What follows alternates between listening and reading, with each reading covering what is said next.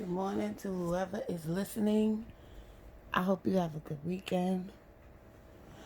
Um, I kept hearing this about this name circulating, Kwame Brown. Kwame Brown. Even a few of my friends that I was talking to was like, "You gotta listen.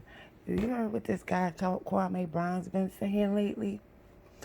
Now, apparently, Kwame Brown is an ex NBA player. I think he hadn't played since maybe 10, 11 years ago. But apparently, his name came up in a conversation on Matt Barnes' podcast with Stephen A. Jackson. And whoever the lady was that commentated was talking about a trade with the Lakers at one point, and he was traded with Gasol. And Stephen A. Jackson commented there was only one person involved, one player involved in that trade, like basically saying Kwame Brown was not a factor at all. Like he wasn't even fit to be said that he was traded. The trade was just Gasol.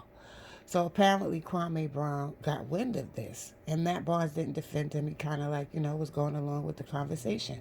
All three of them, the lady commentator, Matt Barnes, and Stephen A. Jackson. So they're ridiculing him, basically, ridiculing his NBA career. So now he's talking now. He decided to say something. And he's been going in, and he's basically been saying that these people on these sports shows, and apparently Charlemagne said something about him too, brought up something that Kwame Brown's father did, some type of criminal act that he did, which had nothing to do with Kwame Brown. In which case, also, Charlemagne doesn't have the right to speak on anybody doing anything that's illegal because he raped somebody and admitted to it. So he shouldn't even be sitting up there in the first place. That goes to show you that he's linked or tied to something. They let certain people have a pass, and they let some people, they destroy their whole career because he admitted to raping somebody. So he shouldn't be speaking on Kwame Brown, period. But Kwame is basically saying that these group of so-called successful black men get up there and get paid by their masters to destroy people's reputations and bring people down, that is not going along with the agenda. That's not part of the agenda, their little clubs that they have. And I keep mentioning this, and nobody really gets the gist of it. But these people have their little crews and their little, and anybody who doesn't go along with them or agree to what they're doing, they put them on the spotlight and try to bring them down or ridicule them or what have you. He also mentioned the time when the white football player beat up the black girlfriend that he had. Nobody spoke on that. So I totally agree with Kwame Brown. And when he starts to speak out, everybody wants to say that he's being violent and he's wrong and he said, but nobody said nothing about them bringing up his name and just basically ridiculing him, his NBA career, out of the blue. And being that he was a quiet person, they figured he wouldn't say nothing. They could just bully him. And when the man comes up and starts speaking for himself, they want to say something's wrong with him. Nothing's wrong with him. He's a man and he's speaking for himself, which they're not used to, because most of the people don't want to make things any worse than what it is because they want to have hopes of making some money somewhere. This is where integrity is being compromised. And this is how they are emasculating grown men in front of our faces, grown black men. I've never seen, like when I look now at the way black men in the spotlight respond to certain things that happen within the black community or in the industry involving someone that's black, it's so disheartening because it wasn't like this before.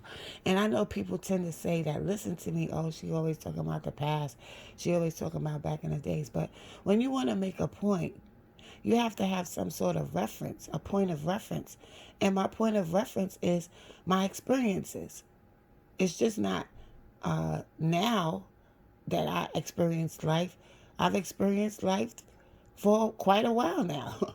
So, I mean, I have to dig back in my bag to be able to explain to you how we've digressed as a people.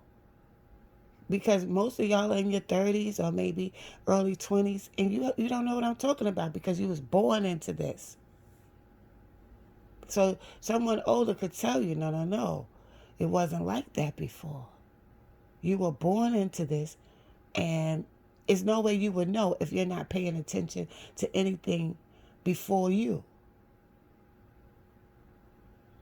But I was always the type of person that when I wanted to understand something, I would go to the base and the foundation of it. And even when I was younger, I would go back and study things that was before me.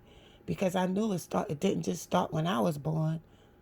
There was things here before me.